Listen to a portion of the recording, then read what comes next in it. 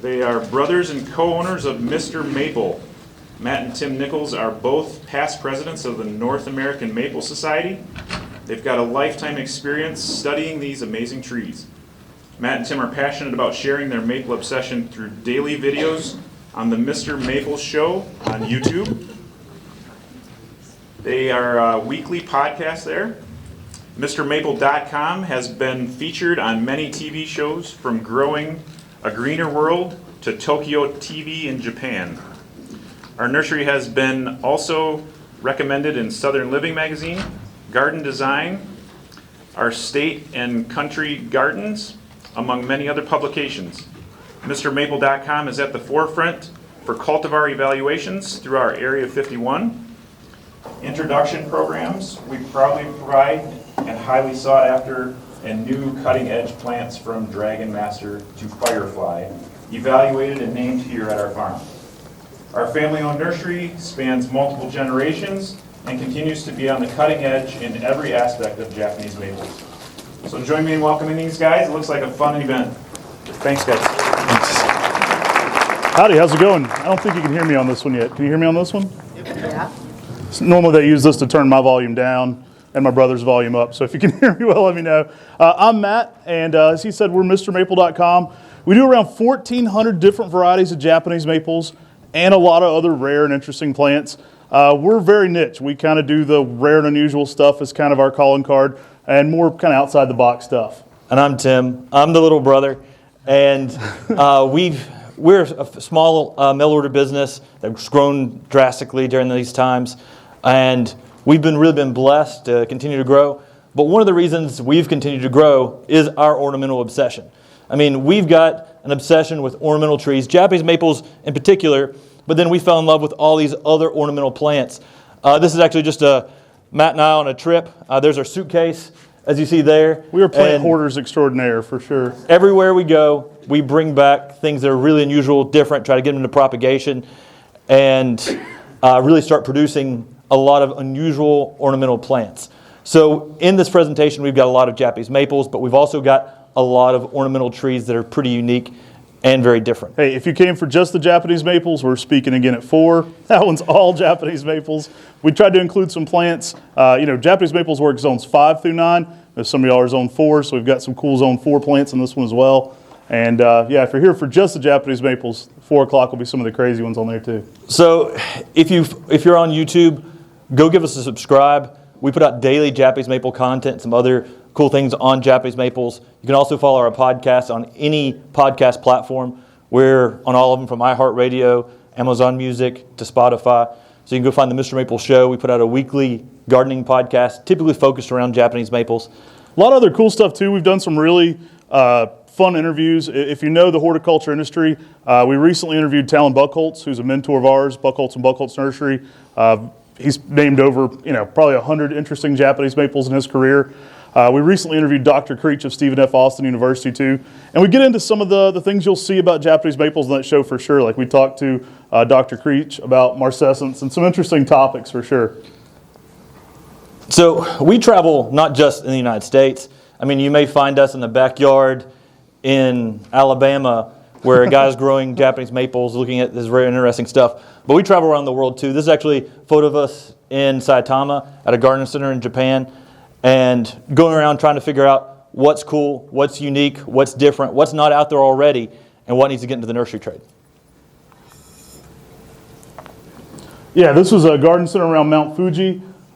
Really interesting area there. There's a experimental weapon stations for the U.S. and Japan there. So you're walking around, it's all peaceful, and then like the whole ground shakes, and you're like, oh, I forgot I was and so it's a little unnerving too. You kind of get this relaxing, peaceful, I'm collecting maple seeds and this is awesome, and then shells go off. Yeah, we had our wild collection permits, and we drove 4,000 miles on our very first trip to Japan, and we were out there just collecting where we were allowed to collect, and then all of a sudden you hear explosions going off, and you're like, oh, is this close? Do they know I'm over here? So you get a little worried. But this is actually a nursery towards the base of Mount Fuji called the Gotemba Brothers. And they have tons and tons of variegated plants. So variegated plants galore. And we went to go visit them. It was kind of amazing. Our second trip to Japan, we actually went and visited them. And On our second trip, we were on a TV show called Nippo Nikki Tai, which is essentially Who Wants to Come to Japan? And we got an email that said, would you like to come to Japan, question mark? And we're like, well, that's fake. Like, that can't be real. And so Timmy emailed him back, yes. I'm like, okay, there's a Saudi prince that wants my credit card number to go along with that. That sounds weird. And we went with Tokyo TV and shopped for 18 days talking about maples. And they kind of just did videos of us reacting to amazing Japanese maples in perfect fall color. So it was like the best trip ever because you had scouts that took you to the best place at that very moment. So they had guys go and check, and they're like, okay, we're bringing them in. We're going to go look at this one temple that everything's in perfect fall color. That's really cool. yeah, so we had some very fun trip. We had to rent a two-wheel drive car that day because of all the snow that was in the area. They had already rented out all the four-wheel drive cars and try to make our way in a foreign country on signs we don't read all the way to this nursery where we don't speak Japanese to then go look at cool plants. So we're extreme plant hoarders and plant collectors extraordinaire. So when it comes to looking setting for the groundwork for how plant geeky we are. Then we'll get into good plants. Now, before we get into this too, we carry lots of natives. So we do a lot of native azaleas. We do Cayananthus virginicus. But the nativars, We have one in here. yeah, we've got a couple nativars. Yeah. The nativars or the really unusual that's different, I mean, those are what are extremely ornamental, speaks to collectors, speaks to us. And that's one of the reasons our business has boomed a lot during COVID times is because we had a lot of the unusual and the different. I would say a lot of times when Tim and I mean, we're young guys. I'm 41, and my brother's younger than me. And a lot of times, I've been doing this for, since about '08. And a lot of times when we were getting started, a lot of people would say to us, oh, you don't want to do that. That's a collector plant. I'm like, that's exactly what we do. And so like that kind of just became like a thing for us. Like older nurserymen would go, oh, that one's just a collector plant, guys. And that was kind of our niche, though, is that we did more of the collector style plants. So the first one, this is a selection by Piet Vergelt in Holland. Many of y'all may have seen this start coming into the nursery trade. Ginkgos are amazing. I mean, they're salt tolerant, pollution tolerant, heat tolerant, drought tolerant. There's so many ways they can be used, and they're fairly cold hardy as well. Now, this is a compact dwarfer form. I do find that putting this on a standard does increase the size. Ginkgos, by low grafting them, you will get a smaller overall ginkgo by putting them on a standard. It does seem to increase that growth rate long term. American is distinctly a male. I've never seen this one fruit. We do some female ginkgos, so they're great if you want to eat the nutlets or if you have like an arch nemesis who's into gardening. But this one is distinctly a male. I have people who call and they're like, I got this neighbor I hate. They're like, hey, we got the plant for you. We got some female ginkgos. But no, this one works great. It is distinctly a male. And one of the reasons it's so popular is that smaller, denser overall habit. Like American is going to keep a more compact ball shape to it. And it'd be confusing for some people because American is actually a Dutch woman's name. But this plant really puts on a show in the fall with that bright school bus yellow. Everyone loves about with the ginkgos. It's everything you love about the larger ginkgo trees, but in a smaller shape. Now, y'all may know about ginkgos, but always give them lime. They love garden lime. It allows them to get established and really do well. Where we're from in Western North Carolina, we have more acidic soils.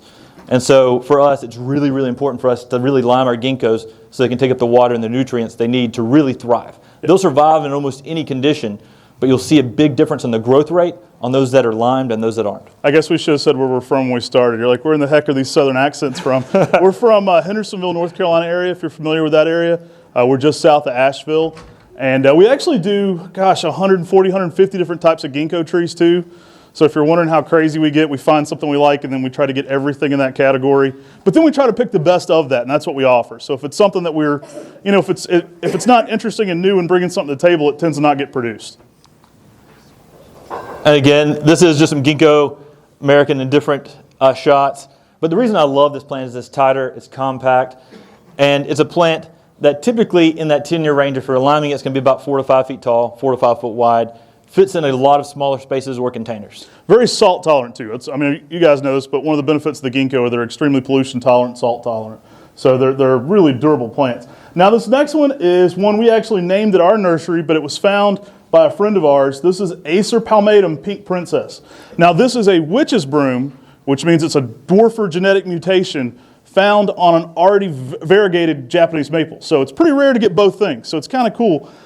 We were at a plant conference and one of our friends was trying to think of things that were witch's brooms, but also variegated. It's a very small group. You're getting a variegated witch's broom with this one. So it was a broom on the cultivar Benishishihanga, which means red and changeful. It's already a pink on red style variegation. And by finding a genetic broom on that, what we're getting is a dwarfer, more compact habit. So it's going to be more like that American in its overall shape. And so it's like everything people love about Benishishihanga, but then a tighter compact habit. We've also found that this tighter compact habit means it's a little more stable, so it doesn't revert like Benishishihanga may from time to time.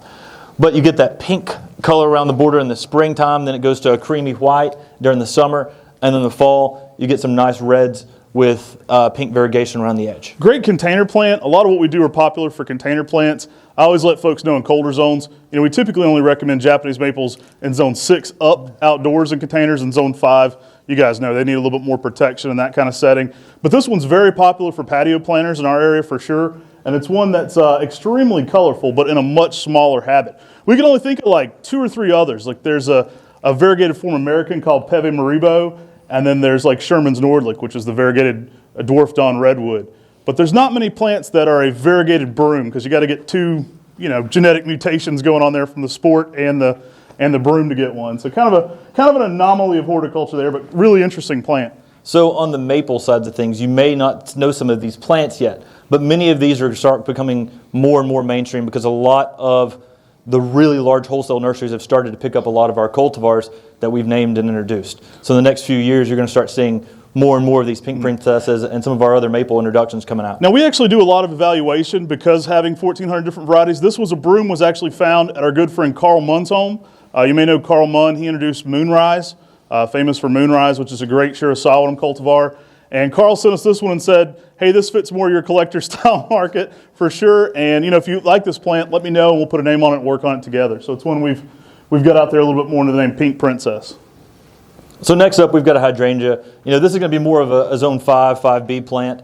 But this is one of the newer selections. It's actually from Japan, from a breeding program in Japan, where it's double bloomed, dark foliage, and you've got the bicolor bloom where you've got the red on the white. This is a plant that's becoming more mainstream, but it really fits our ornamental market. It really fits the really unique hydrangea macrophyllas that are out there. You get a double bloom, you get a variegated bloom, and then you get that darker foliage as well. Yeah, I love the darker foliage on this one. If you can give it early morning sun, you're going to pick up that dark red habit to it. It's really been a showstopper for the bloom, but also the foliage. Now, with the ones we're presenting here today, these are not only plants that we like and think are super durable, they're also some of the ones that sell out the fastest for us. We're a retail mail order business, so most of these plants are ones that are extremely popular for us, and we keep them in high demand, and that's no exception with this one. This one's one, we do a lot of this. So this next one, if any of y'all have seen the cultivar Ryusen, it's a heavily cascading Japanese maple. It's one of the newer ones from Japan. It's been in the United States for about 20 years now, but it's extremely cascading and it has green foliage. This is the same thing, but it has yellow foliage. So it leaves out in the spring with a little bit of an orange tinges to the leaf, and then you have golden leaves on a heavily cascading Japanese maple. This is an introduction by our mentor I mentioned earlier, Talon Buckholtz. We got to evaluate this one pretty on from him as well. Think of this one, if you're familiar with Japanese maples, you may know Katsura. Think of this one as like a Ryusen or Ryusei X Katsura. I will say that Golden Falls has held its color a little bit longer for us into the summer and spring than Katsura, so the color actually stayed better. But it's a really fun, small-leafed, bright yellow form of Ryusen. So it's been about as big as you stake it. I tend to stake this tree to about 5 to 6 feet, then let it weep down from there. But that Ryusei style are some of the most malleable trees, so that you really can manipulate them. And this one's getting very popular for hanging baskets. Now, some of y'all, like Matt said, may think, hey, Japanese maples, I'm in a zone 4. Well, you could always grow in a hanging basket, set it in your garage during the winter months, and then bring it back out. Word to the wise, make sure it gets some natural water. If not natural water, make sure you water it over the winter. I've had people do these and then put them in an area where they get no natural water over the winter. And that happens. You can dry freeze a plant during the winter.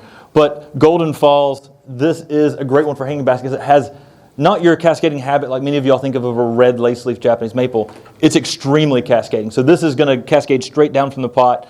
I even saw in Japan some people using these as a topsy-turvy, where they cut a hole in the bottom of the pot. They let the plant cascade down through the bottom of the plant, and then they flip the plant over after years, break the pot, and then you've got a plant that's staked naturally. So it's a unique way to grow a Japanese maple in an upside-down hanging basket. You have to be a little bit more careful with the water on that one, but it is interesting. And what they were doing is they were putting the annuals on top, and then just, eventually, and what you got was a really incredible shape because you had gravity taking the tree one way and then gravity taking the tree the other way. So you got some really cool shapes with that.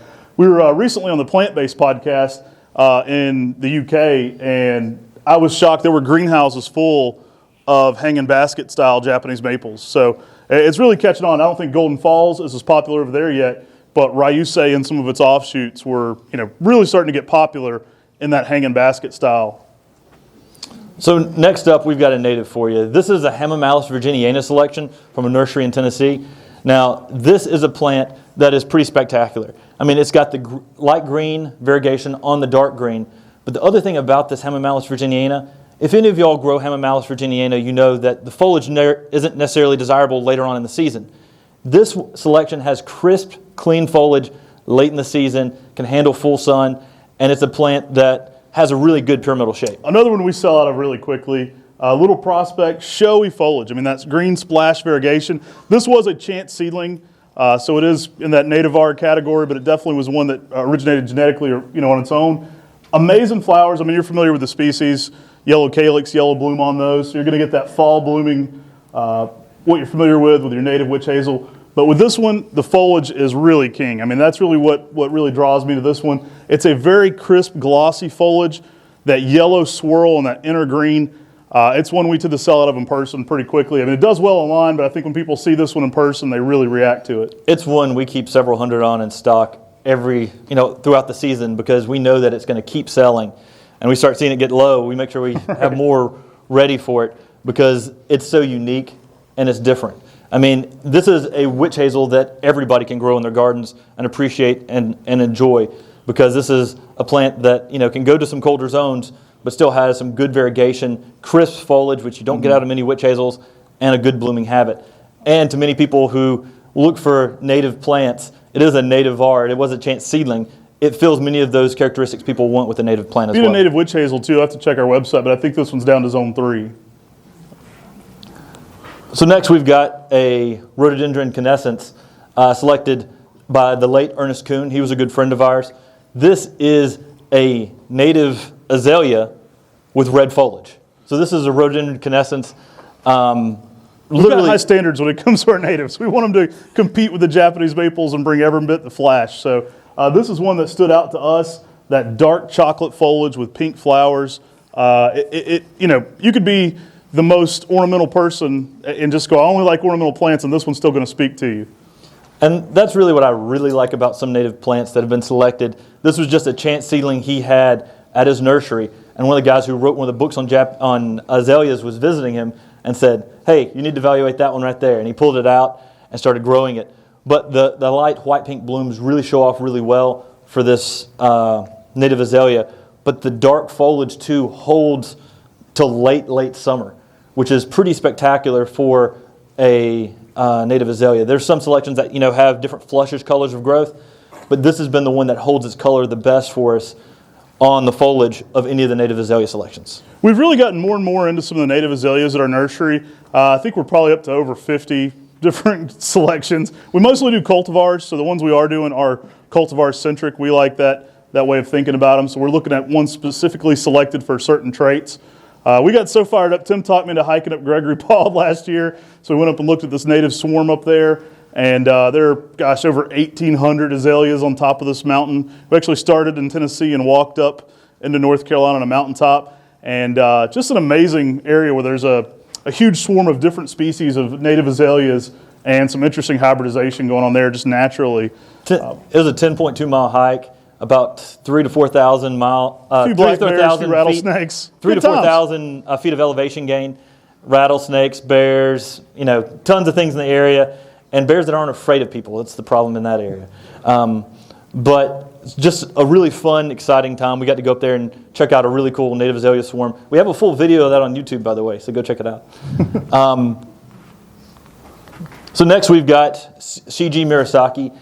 This is a Japanese selection of beautyberry. Again, we get everything we love about the Japanese beauty berry. We get some nice pink flowers, some really good berries, but then we also get that variegation. Yeah, this one's a showstopper for us. I guess coming from the Japanese maple side of things, we like woody ornamentals that not only have the bloom, but we also want some flash in the foliage. And so this one certainly brings the flash in the foliage. So even when you're out of bloom, you're still getting that high intensity white, creamy variegation. Looks like snow settling there on the green. Just a really showy spotted variegation for sure. And as you know, beauty berries are tough as nails. They're easy plants to grow. And when you're in Japan, it's really unusual because you'll go around to a nursery and you'll walk around and be like, oh, I know that plant, but this one's variegated. Oh, I know that plant, but this one's variegated. And it'll just be all across. Like when we went and visited the Gotemba brothers, almost everything was variegated or unusual and different in some way. And you think everything's going to be labeled correctly in Japan, but it's just like here. They're not. So it threw me for a loop. We went, one of the first pictures, I think, we were at one of Mr. Shibamichi's garden centers. And we went and visited Mr. Shibamichi, and he kept giving me these cool plants. And he said, oh, yokume. I'm like, I got yokume. That's cool. Oh, another yokume. Okay, great. Thanks. Well, yokume means stewardia. So, these were all different cultivars of columnar, variegated, and weeping stewardias. But he kept saying yokume. I'm like, I think I got that one. And so, no, they may just have the species name on them, but not really a cultivar distinction sometimes. So don't let that fool you sometimes if you're in Japan and somebody keeps handing you a cool new thing but has the same name on it. And often, instead of having a cultivar name, there'll be a description on it of some sort. So it may be like golden stem, but that's not the cultivar name they actually wanted it out there under. That's just how they identify that plant. And they think about cultivars very differently when you get outside of Japanese maples. So Matt mentioned Shermans Nordlet earlier. This is another dwarf witch's broom on a variegated plant. This was found on the cultivar white spot. So this is a Dawn Redwood down to zone 3. Pretty hardy plant. I love the Dawn Redwoods and what they can do in the landscape and garden.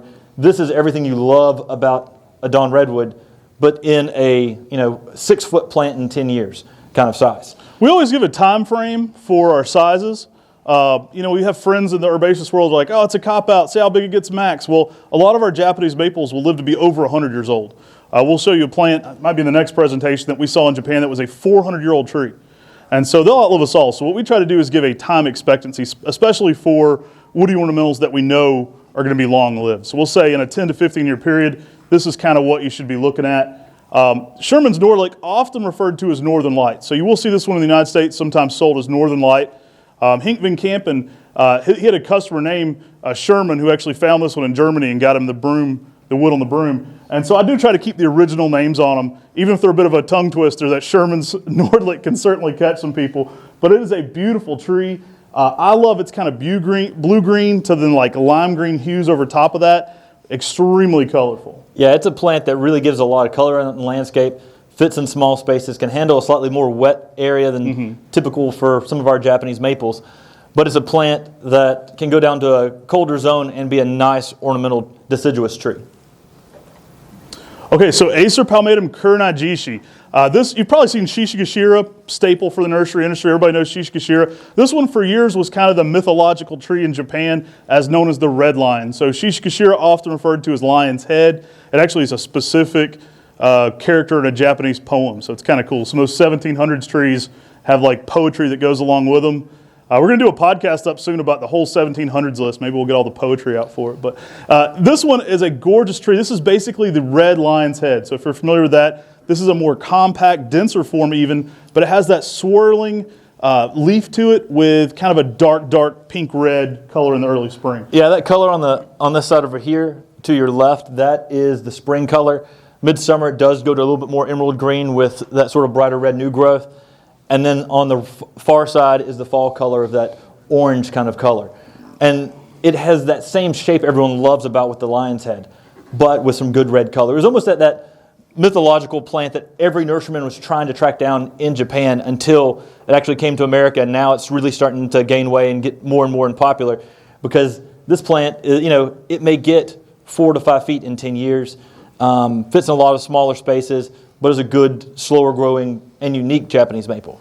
If you're familiar with Shishigashira, I really think it matches it in its fall intensity. It's not uncommon for it to have intense, orangey red coloration during that season. and just some really nice dark red foliage in early spring. Very popular for bonsai, although I will say it has much larger foliage than the Shishikashira. So the leaves are going to be a little bit larger than that. So next up, we've got Hydrangea, and this is a climbing hydrangea called Cougar Variegated. So this is a zone 4 plant. You give it something to climb on, like a old tree, a fence post. You really need something wooden or a rock wall or something like that to hang on to. But this is everything you love about those climbing hydrangeas. Gives them really good blooms too, some white blooms, but it's variegated as well. It's a newer selection from Japan. Yeah, I find that half the time they're listed as schizophragma or hydrangea. They can be easier to import certain different ways, but this one is one of the most showstopper of any of those. Always popular for us for its climbing habit, and that variegation, again, is just showstopper for us. So even if it's not in bloom, this one's catching our customers' interest. It's a high-intensity variegation, and it's really one that's always popular. We sell a lot of 1 gallons, so a lot of what we market are 1 gallon size plants. And we tend to stake this one up to about 18 inches in a 1 gallon and just leave them that way. But it's one that's always popular. So this is a really cool plant that is one of our favorite ginkgo trees. So this is Ginkgo biloba snow cloud. This is an interesting variegated ginkgo. Now it tends to be in that 5 to 6 foot range, even in it has high intensity variegation, as you can see. Snow cloud gets that swirling spotting in it, so it kind of gets some really interesting coloration. I find it does really well in sun too. You would think with as much white as it has in it, it has to be protected. We're in zone 6B in western North Carolina, so we do get some cooler evenings where we're at from most of the south, so we're not really in the deep south, we're kind of in the mountains. We're at around 2,400 foot elevation. But this one's done great for me in full sun. Like it has done spectacular. It hasn't burned, it's kept high intensity variegation for us. And it's kind of fun, you get that creaminess to it, but you also get like a little difference on the fall color because most ginkgo are very similar on the fall color. It's a little lighter in the parts where you see the white as well, so you do get a little bit of a variance for once on the fall color. This is probably the most stable and the most variegated of any of the ginkgos we do. I mean, we've chased down all the different styles of variegation on ginkgos. We've literally got 150 types of ginkgos. And a lot of them are very unstable if it's just got a stripe through it. This style of variegation, I've never seen this revert, and it's always extremely, extremely showy. Late summer is probably the least eventful time where it fades a little bit, but then you get that fall color in the fall. So it's everything you love about the ginkgos, but extremely white. Now, I have never had this one revert, but I will caution against high nitrogen fertilizers. You can mute it out, especially in the spring if you're going too high on the nitrogen. But it's been a great grower for us. It's been a great plant. And again, one the customer responds to. You know, it's easy to see why people get excited about this one. I'm sorry, what were the stats on how big this was? Oh, in 10 years, the snow cloud will end up getting about 8 feet tall. So it's not a very fast-growing ginkgo. It's not like an autumn gold. But it's going to be a good, smaller to mid-sized ginkgo in 10 years. And again, it's been distinctly male for us. We've never had any seeds on that one. I would actually love some seeds on that one because we go through look for some variances. But a really cool plant. Now this next one makes a nice pairing with this. This is Acer palmatum Lillians Jewel. So you'll see this sometimes incorrectly sold as Little Annie's Jewel. Just a million different variances on there. We're sticklers for nomenclature at our nursery. I think in Europe this tree is being promoted as extravaganza, but it is the same tree, Acer palmatum Lillians Jewel. This was a selection by one of our friends, Jonathan Savlich, named after his daughter, Lillian.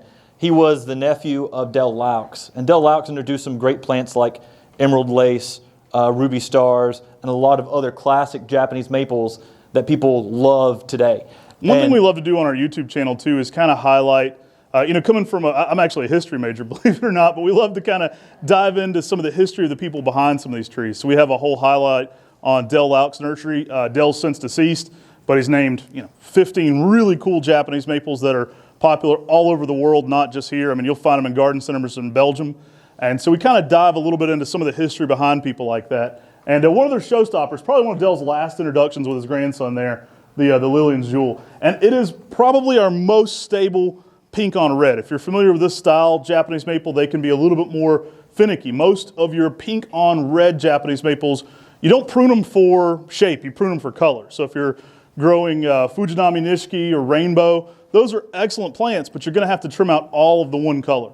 Now you still want to do that with this, but it's a lot less prevalent. Like it's not one that's finicky on reverting. So it tends to be extremely stable for a pink on red style. And one of the good things about this one for us too is it's been extremely heat tolerant for a variegated plant.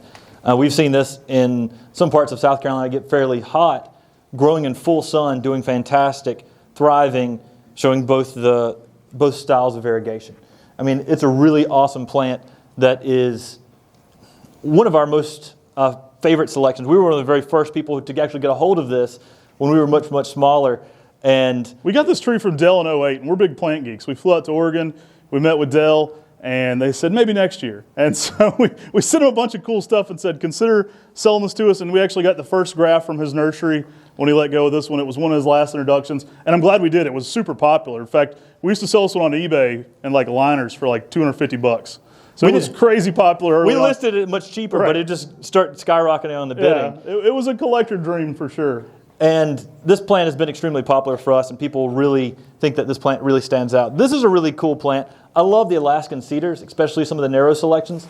This is a selection by our friend Talon Buchholz, but this is a variegated selection called Sparkling Arrow.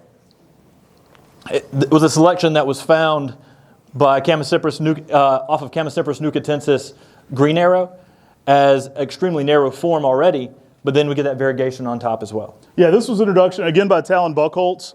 I keep plugging the stuff we do, but we're doing a top 50 introductions by our friend Talon Buchholz podcast where we just list our favorite ones, which, I mean, how crazy is somebody with 50 introductions? And there's probably 30 or 40 trees that didn't even make the list. But a really cool conifer. We just did maples, actually, too. Maybe we'll have to go back and do conifers.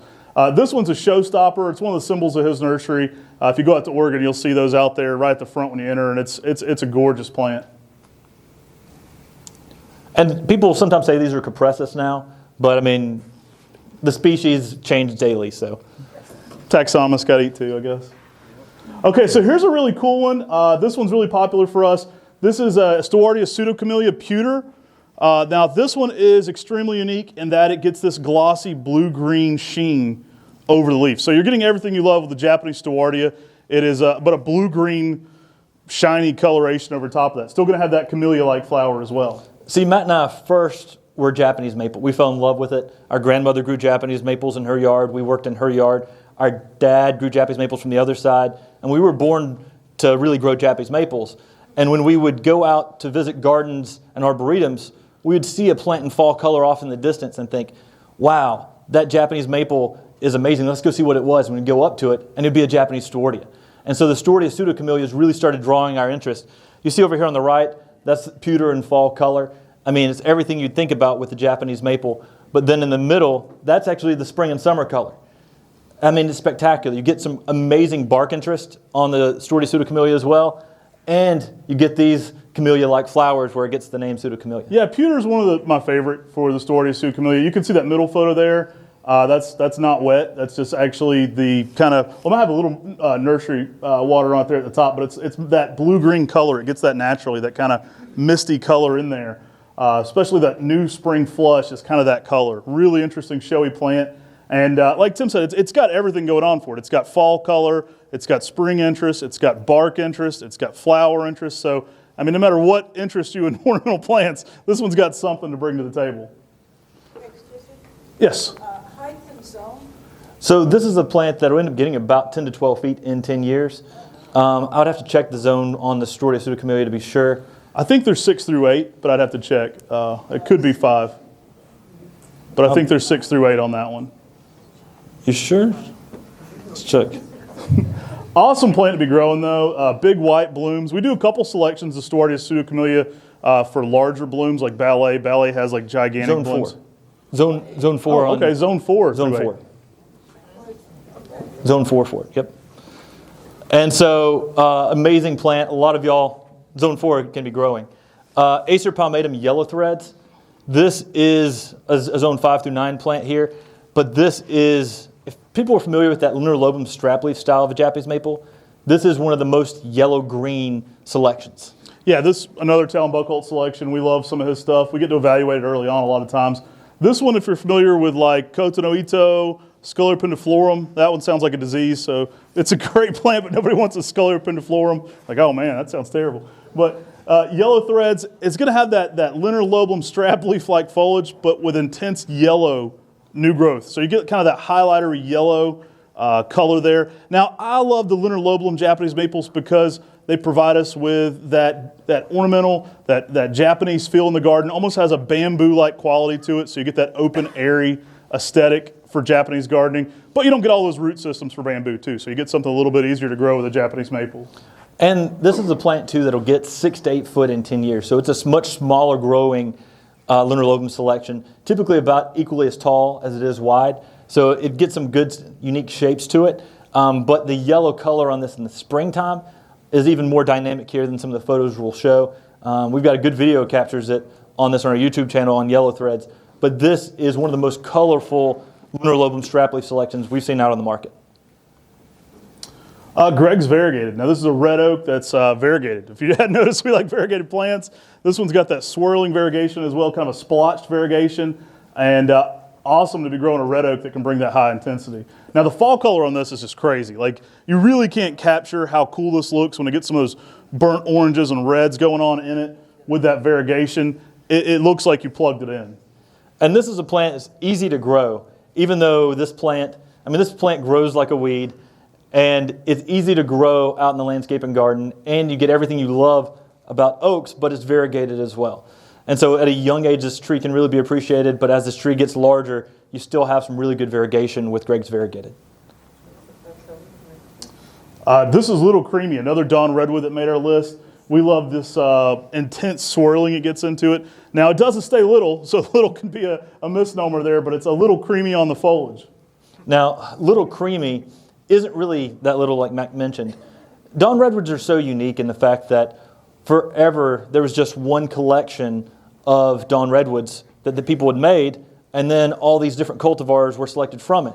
And Little Creamy was from that, the genetics from that came from that very first collection. The Dawes Arboretum in Ohio has since went in and started looking through and did more collections, and they have a field plot out now where they're starting to select even newer selections of Dawn Redwoods. But this thing came out of just, seedlings from wild collected Dawn Redwood. Yeah, really showy plant, really shows out in that early spring landscape. I mean, obviously we love pairing this with red Japanese maples. The intensity is amazing, and it just makes a high interest. It's got a lot of kind of dark green undertones in it, and it makes those lighter tones, even more spectacular. So next up, we've got a plant that's got a cool story. We love the stories behind the plants. This is a selection by Yutaka Tanaka in Japan. He found this, and it was a plant that was already established at a temple. And at that temple, he went up and asked for permission for cuttings to propagate it, and they told him no. Well, he, like most nurserymen, didn't listen. Cor Van Gelderen was, I think it's Dr. Creech says, if you got 10 nurserymen in a room, you got 10 thieves. Well, he snuck over and took some cuttings of this tree unbeknownst to the temple. Now, the original tree, sadly, was lost during the tsunami. And so the tree itself, that had been there for several, maybe even 100 years, had been lost. Well, Yutaka Tanaka took them a 20-gallon tree and said, hey, here's the importance of sharing, and I've brought you one back. So I think he was well received when he showed up with one back. But interesting story on sharing. So hey, share your plants with people because they might disappear for some reason, and it's good to have a backup somewhere else. Now, what's interesting about this tree is that it's going to have that Ryusei-like shape, like Ryusen we were talking about earlier, or that Golden Falls, but it's almost a completely new set of weeping genetics. Think of this leaf more like Osakazuki or Hogyoku, if you're familiar with those. They're a big leaf, Amoenum-style Japanese maple, and this one has a leaf about this size in the ground. So it's a much different tree. The growth rates on it's very different, but it still has that extremely pendulous, extremely weeping habit. Now, one thing I love about this one is it's neon yellow in the fall as well. Really good fall color. Yeah, the fall color is extremely unique. I mean, most of the Ryusen styles came from a similar genetics from Nakakomoto weeping, down the lineage from that. Mm-hmm. And they are very similar in their leaf shape and similar in their fall color. This one is different in both. A much larger leaf, a more of that Amoenum style, and the yellow fall color really makes this tree stand out. But everything's in the story behind the plants, and this one's got an awesome story behind it too. Yeah, make sure to share. Send us some cool stuff. So this is actually a zone 5B to 6 plant. This is a Corylopsis sinensis spring purple. It made our list simply because I love this plant's spring interest, where it's a Corylopsis that keeps pushing some of that purple new growth to it. They get some good winter interest with their blooms as well, as you can see over here. But a lot of the Coralopsises are just heavily underutilized in the landscape and garden. And they do give some really good fall colors as well. Yeah, we love this, for its small shrub habit, but also that dark purple. I mean, it's going to really bring a lot to that spring garden. You're getting the blooms, but also, really interesting foliage. So next up, this is a plant, one of those evergreens that everyone at the nursery just has to go up and keep touching. And any one time someone comes visit, this is one they just have to go up and pet. And because of that, this is a great container plant, easy garden center plant for people to sell. The cultivar name is Aniak. The trademark name on it is Sienna Sunset. But this is an arborvitae, a Thuga occidentalis, that just really has some good color to it. We do a ton of conifers. We're going to give a whole talk on conifers. We didn't mix too many in, but I think we do a little bit. We go a little crazy with the conifers as well. This one's one everybody reacts to in person, like Tim said. Kind of has that chia pet quality where you just kind of got to go up and touch it a little bit. It's a small round ball, but it looks great in person. You actually get some really cool undertones in the winter on this one.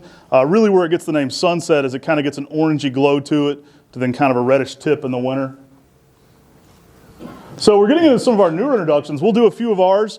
This one hadn't really hit the market yet. Many of you may be familiar with the cultivar Makawa Yatsubusa, one of the most popular for Japanese maple obsessed people. People love Makawa Yatsubusa. We'll ask nurserymen a lot of times when we're interviewing, what's your favorite Japanese maple? Makawa Yatsubusa, typically, one of the earliest answers. We love looking at variances of that. So this is a variegated form of Makawa Yatsubusa. This was a sport, so it's got that yellow variegation. We named it Kryptonite because it made us pretty weak in the knees, but a really cool plant there. Yeah, like Matt said, Makawa Yatsubusa is one of our favorite Japanese maples. It's one of our customers' favorites too. Mm-hmm. And we recently did a top 25 Japanese maples sold at MrMaple podcast, and Makawa was number one. This one hasn't hit the market yet, but it's coming out pretty soon. Very unique with that style of variegation. There's not any stable variegated Makawa Yatsubusas that continually put on good variegation, and this one has been one of the most stable ones that we've been able to find. Now our customers go crazy for Makawa types. They're always like, hey, we need more of these available. We do Mayday and Japanese Princess and so many unique ones. But the problem is they don't put on a lot of growth. So they're tightly internoded and they kind of make a natural bonsai-esque shape. That's why they're so popular for a lot of people in the landscape. But they don't put on a lot of growth, so it takes a lot of plants to produce a little amount of plants going forward. So it takes a little bit of time to get those into the process. But one that's going to be highly sought after, I think, here at our nursery, especially as we up numbers on it. And we've had this one for about 10 years, so we're finally getting numbers up enough to really start getting it out there. But as you can see, I mean, just that Manu no Sato style variegation really stands out. This is a summer photo where both of these others are spring photos just as it's beginning to leaf out. This tree has a slightly different, more orange fall color, which I thought was pretty unusual. I mean, a lot of Makawa Yatsubusas go orange-red, but this variegated sport goes a little more orange. So another really cool new one we named at our nursery, Red Panda, is a dark orangey red variation of Makawa Yatsubusa. The challenge is always finding the one that lasts the longest in the spring. We've actually evaluated over 10 different forms, maybe more than that, but 10 that we got into almost cultivar status and from other people. And this was our very best one at holding that red late into the season, and also one of the showiest colors in the spring. Yeah, we went through thousands of Makawa Yatsubusa seedlings, to clarify what Matt was saying. We went through thousands of them. We selected probably 50 to 60. 10 of those then got closer right, into getting a name put on them to continue to evaluate, so we'd be able to say, hey, I think this one's better than this one. And then Red Panda has been our best selection. We're kind of crazy. There was years where we went through 250 pounds of seed just from Makawa Yatsubusa. So we're kind of nutty when we're looking for genetics there. And if you know anything about seed, it's very light. That takes a long time to collect. Right. So that's a lot of work to go through this process. Kind of late spring there in the middle. Really showy coloration on this one. Again, another one that's just about to hit the market. Hadn't really got there yet, but I think it's going to be very popular for its intense red spring coloration, but also that dense Makawa Yatsubusa-like habit. Yeah, and these maples are good zones 5 through 9. You know, most of the coral bark selection types that we talk about, we'll be talking about later today, we list those to zones 6 through 9. But Japanese maples, they've just got a special place for us. And when it comes to ornamental plants, we're constantly looking through tons and tons and tons of seed, looking for not only the things that are going to look very beautiful and unique, but we're going through, for our future, we're looking through heat tolerance. Which ones can expand Japanese maples zones further south? And then we're also looking through a lot of cold tolerance to figure out which Japanese maples and relatives we can look through to expand it into colder regions as well. So we've got a lot in our Area 51 program at MrMaple. So we call our evaluations at Area 51, and the reason we did that is because Tim and I would be gone to garden shows. Our dad started a nursery, and we'd come home. We used to do 30 garden shows a year when we were getting started back in '08. That's how we paid the bills, was getting out and selling trees in person. And we'd come home and we'd say, like, Dad would get like, guys, I sold that one tree in the one house. We're like, oh no. And it was the one of one thing. There was a seedling we were waiting to name, and it was like, there was only one of that. So eventually, the house with evaluations became Area 51. It was nobody in, nobody out. So yeah. now any of our introductions are the Area 51 collection. And we actually have a fair number of trees that we've put into that Area 51 collection. We do have some non-maples in that collection as well. But our whole thing is looking through and evaluating, figuring out what's unique and different from what's out there, and how can we expand what's already out there in the nursery trade. There's so many cool plants that just blow my mind when it comes to things from our Area 51 collection that it's like I didn't know this could exist. I didn't know that you could get that color out of a Japanese maple or out of a dogwood.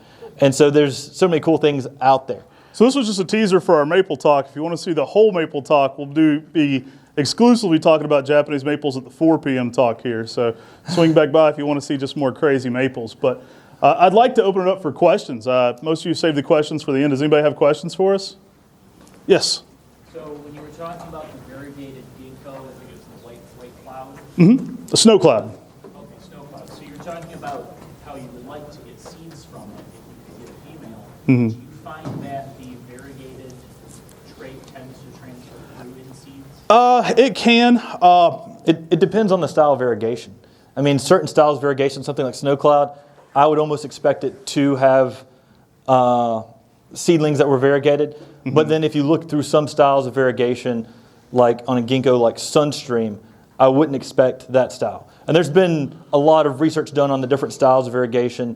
Tony Avent at Plant Delights Nursery even was walking through the nursery with me, and he's like, see this style rhodea, we can get variegated plants from that. But this style here, variegation, we don't. Most of your variegated ginkgos originate from sports. I mean, you've got a giant autumn gold there in the garden, and it threw one branch on with a sport going on there. It's my understanding that snow cloud originated from seed in Japan, and therefore likely has a little bit more stability to it. Now, I don't think it's a female cross. I do think it's mostly a male. I've never seen seed on one. That could be something that expresses itself 40 years down the road, though.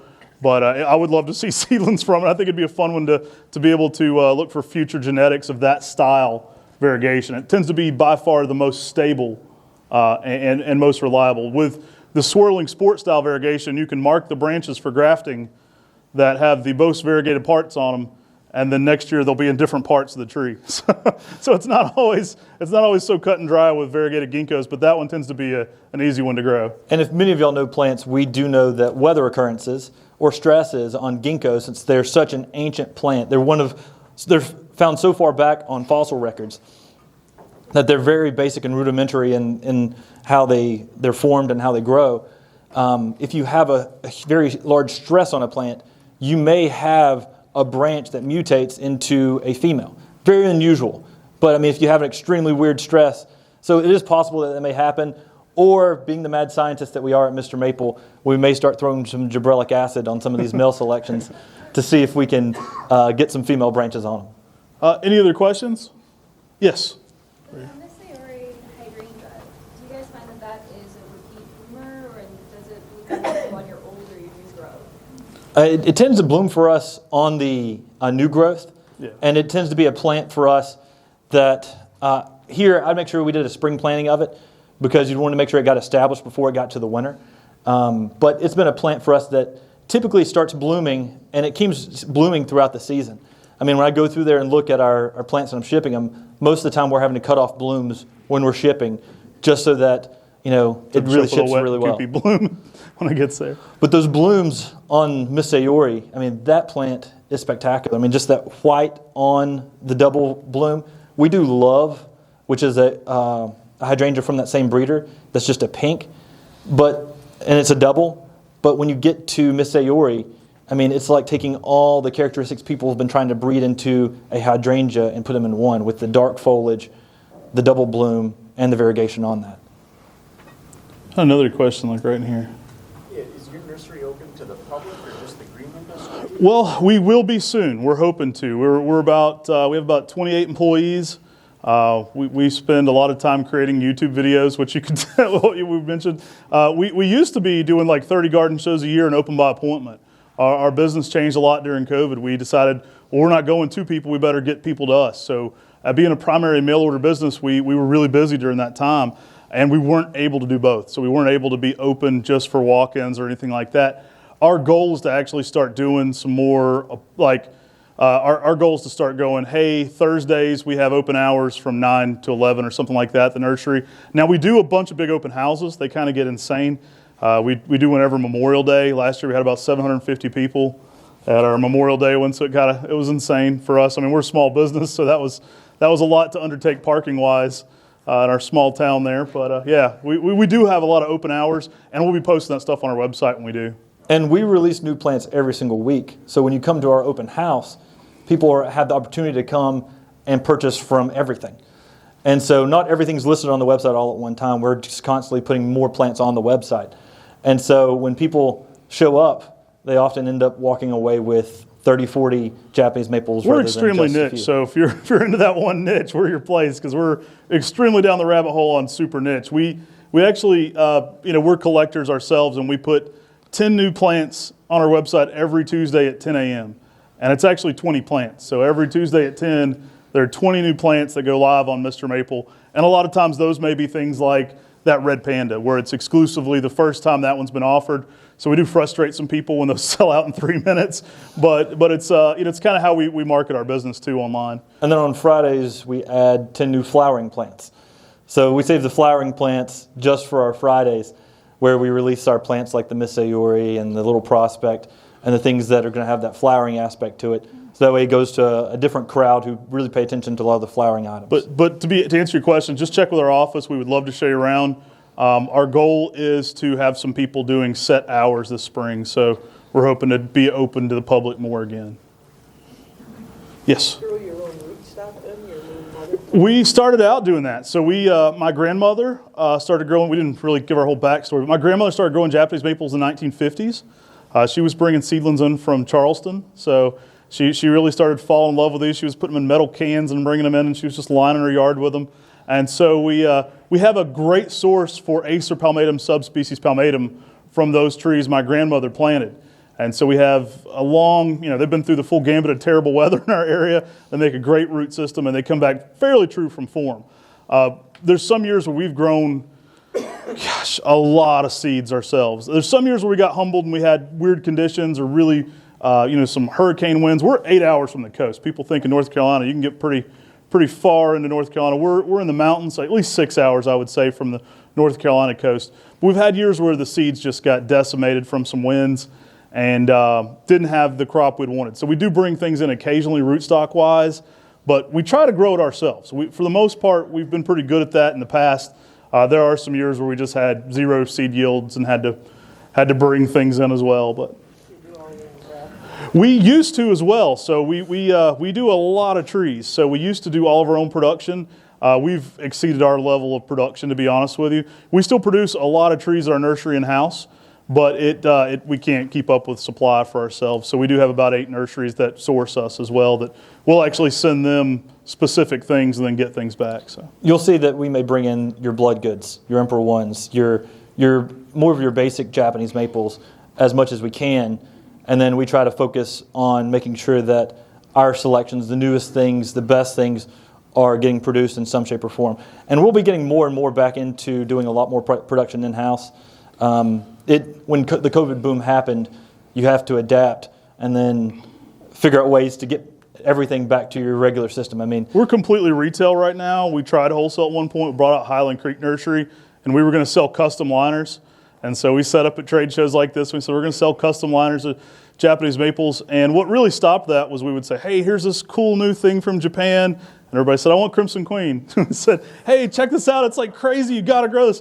Well, we want Bloodgood. And I still do a lot of Crimson Queen Bloodgood. They're awesome plants. And they're on our top sales list. But I was like, I really want to do all the weird stuff. So that allowed us to kind of stay in that niche of weird stuff. We found that providing a lot of the weird and unusual plants has allowed us to take one customer and sell them a lot of plants, rather than just taking one customer and sell them one plant. And so we still carry a lot of your common stuff, but then It's our top sales stuff too. I mean, the unusual and different stuff is what draws them to our nursery to distinguish us from the other nurseries. any other questions? Hey, greatly appreciate y'all coming. If you hadn't, definitely sign up for the MrMaple Show on YouTube.